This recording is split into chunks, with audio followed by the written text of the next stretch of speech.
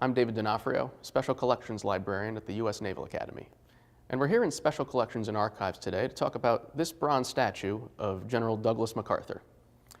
For years, this statue sat on top of a file cabinet, essentially, and one would walk past, going back into the collections to grab something for someone, and wonder to themselves, why is there a statue of Douglas MacArthur at the Naval Academy? Wasn't he superintendent of the military academy? Located several filing cabinets next to said statue was a block of wood in the shape of a trapezoid, with its siding pieces having fallen off. And so one day, when those were reassembled, it was clear that this piece was not just some piece of formica just sitting by itself. It wasn't just some trapezoid, but it was the base of the statue. Once reassembled, it became at least a little clearer as to why this statue was at the Naval Academy. Emblazoned upon the trapezoid on a metal plaque are the words, "This memorial in honor of a great soldier is presented to the Naval Academy by a sailor who saw in action General MacArthur's devotion to duty, honor, country." The sailor who witnessed those actions was the U.S. Navy's top destroyer squadron commander in World War II, Arleigh Burke. Today on A History of the Navy in 100 Objects, we chat with the former Deputy Commandant of the Naval Academy, Captain Clint Carroll, about why this statue might have found its home at USNA. To understand why General MacArthur is in Nimitz Library, we first need an introduction to Admiral Arleigh Burke, the man who donated the statue.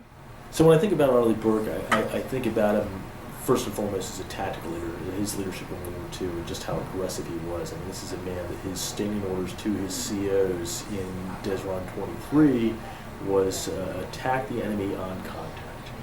Don't ask me if you want me to engage, don't stop to pause, don't attack. Press the attack.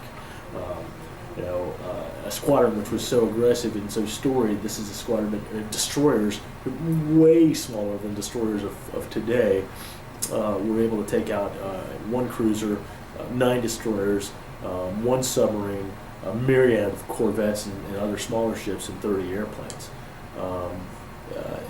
Some folks think that 31-knot Burke was a nickname that was always a compliment, which is not the truth. It was initially meant as kind of give him a hard time because one of the ships in his squadron had a boiler casualty and could not do the normal 34 knots of the group.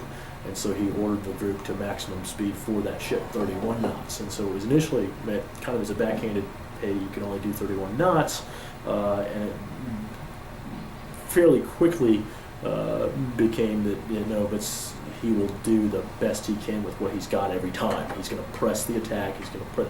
So here was his limitation, 31 knots. That's what we're doing, And it just, from a tactical perspective, exceedingly aggressive leader. Exceedingly war-fighting focused. So, what's the connection between Admiral Burke and General MacArthur?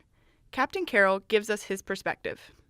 Well, from the, when you think about him as a strategic perspective, and this is the first I'd ever heard of him gifting a statue of MacArthur, which I find interesting, right? I don't specifically know of his personal relationship with MacArthur, but given his time in World War II, and then given his time in the truce tents of Korea, one can assume that he did have a fairly solid personal relationship with MacArthur,